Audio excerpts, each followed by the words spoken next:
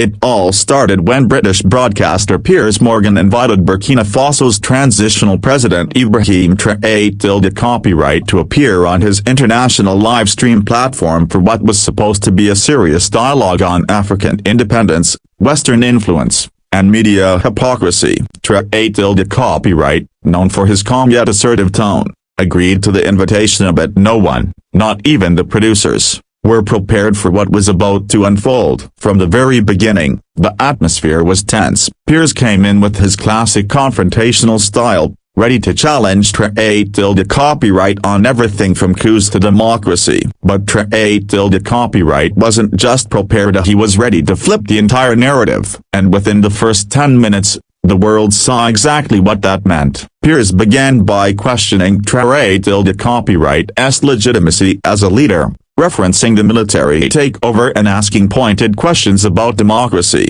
"You overthrew an elected government. How can you call that freedom?"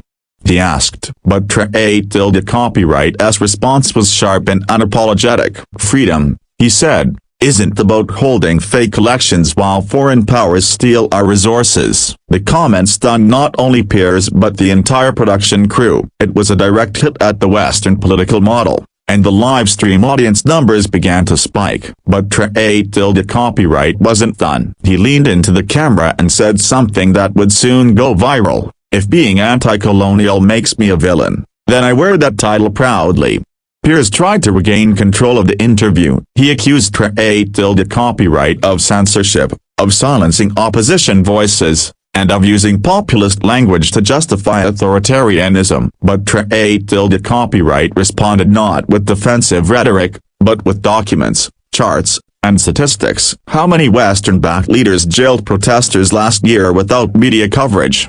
he asked, holding up a report. Piers grew visibly agitated. He wasn't expecting a leader from one of Africa's poorest countries to dominate the conversation this thoroughly. What was supposed to be an expose on Traoré-ni was turning into a mirror held up to the West. The chat box on the stream flooded with emojis, flames, and disbelief. And then, the moment that changed everything, Traoré-ni paused, removed his official military cap, stared directly into the camera, and said, "Let me expose myself, and not in scandal, but in truth." The silence was palpable. "I have refused millions in bribes from mining companies. I have been threatened, sanctioned, and mocked. Yet I continue because my people deserve dignity." This wasn't just a politician defending himself, it was a man stripping away the formalities to speak with raw conviction. Piers tried to interject, but Traoré-ni raised his hand and calmly said,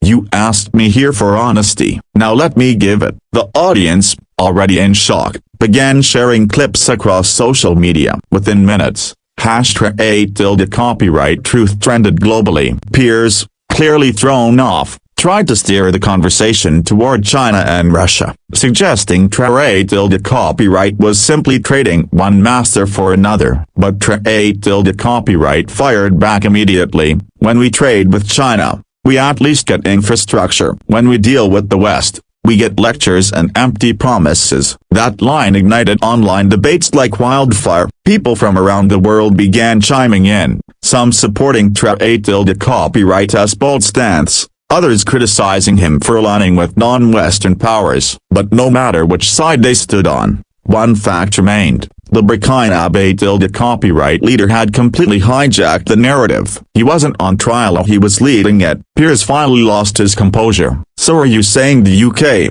the US, all our values mean nothing?" he snapped. Traoré-ni's reply was swift. "Values without respect mean nothing. Your media calls us unstable, but never questions who destabilized us." The chat box exploded again. International viewers were stunned to see such blunt, fearless rhetoric being broadcast without filters. The live stream had over 1 million views within 30 minutes. Even celebrities and political commentators began tweeting about it. But Traoré-ni didn't stop there. He exposed Western companies operating illegally in African territories and listed contracts signed under colonial pressure. Then came the moment that left even Piers speechless. Traoré copyright pulled out the letter, an actual scanned copy of a diplomatic threat from a European official warning him to cooperate or face consequences. The letter included veiled threats about sanctions and international isolation. Piers, seeing the letter on screen, demanded to know its authenticity. "It's real," Traoré copyright replied calmly, "and it's why I don't trust your governments when they speak of partnership." For a brief second, Piers looked genuinely stunned. He mumbled something about needing to verify the document but had no strong counter. Traoré copyright had just brought receipts, live and uncut. The production team scrambled to manage the chaos. They cut to a short break, unusual for a live stream, but the damage had been done. Screenshots, clips, and quotes were already circulating online. Analysts called it one of the most powerful live takedowns of Western media bias in recent memory. Piers returned from the break with a more subdued tone, asking, "Do you fear for your life?" Traoré copyright, without missing a beat, replied, "If truth costs my life, it is a price worth paying." The drama was no longer just about politics, it had become a profound moral confrontation, with millions watching every second. After the stream, Piers released a statement saying he respected President Traoré copyright's passion but criticized him for being hostile and inflammatory. But most viewers weren't buying it. They saw a David versus Goliath moment, an African leader standing tall against a global media titan. Independent news outlets picked up the story, calling it the interview that rocked the West. Traoré copyright's popularity skyrocketed. People across Africa hailed him as a voice of a new generation. Even in Europe and the Americas, young viewers found themselves questioning everything they'd been told about the continent and its leaders. Traoré copyright returned to Burkina Faso hero. Crowds welcomed him with cheers, waving national flags and chanting his name. State media replayed segments of the interview, dubbing it a turning point for African dignity. Meanwhile, Piers Morgan faced backlash from both ends, criticized by conservatives for letting Traoré copyright dominate, and by liberals for provoking him. It was a lose-lose situation for Piers, but a landmark win for Traoré copyright. The live stream, initially aimed at highlighting African instability, had become a masterclass in political clarity and personal integrity, and the world was still catching its breath. Journalists tried to dig into Traoré copyright's claims. Some tried to verify the document, others tried to discredit it, but the majority of viewers didn't need paperwork to feel the truth in his words. Commentators began discussing what this moment meant for Africa's future. Was this the beginning of a Pan-African leadership style unafraid to speak boldly? Was Traoré copyright the first of many to come,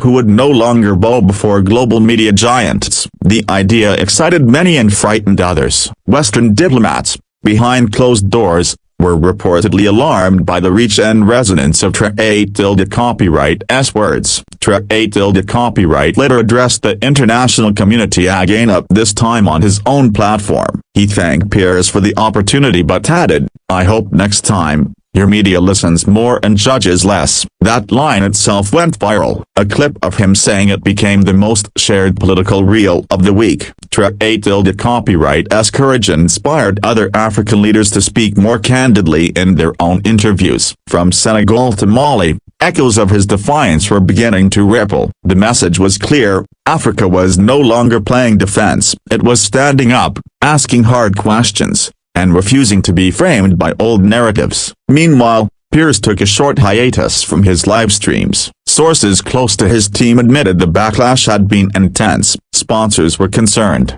Viewership was up, yes, but not for the reasons Piers wanted. Instead of positioning himself as a truth seeker, he had been outshined by a man half the media world hadn't taken seriously. It was a lesson in underestimation, one even Piers, in his quieter moments, might have grudgingly accepted. But knowing Piers, he'd return sooner with more caution, perhaps, but also with an eye on the new global dynamics he helped unleash, however unintentionally. What made this clash so historic wasn't just the content, but the contrast. A media powerhouse facing off against a defiant African leader and losing control of the narrative. It marked a cultural shift, a moment when audiences realized that truth, when spoken boldly, doesn't need polish or permission, and that sometimes, The most powerful revelations happen not behind closed doors, but right in front of a live stream camera, in real time, unfiltered and unforgettable. The world may forget many interviews, but this only appears versus Traoré copyright will live on as the day a leader dared to speak without fear. Whether you agreed with Ibrahim Traoré copyright or not, you couldn't deny the impact. He didn't just defend his recruiter, he challenged the entire framework of the conversation. In doing so, he flipped the script on how African leaders are viewed in Western discourse. And for Piers Morgan, who built a career on bold interviews and hot takes,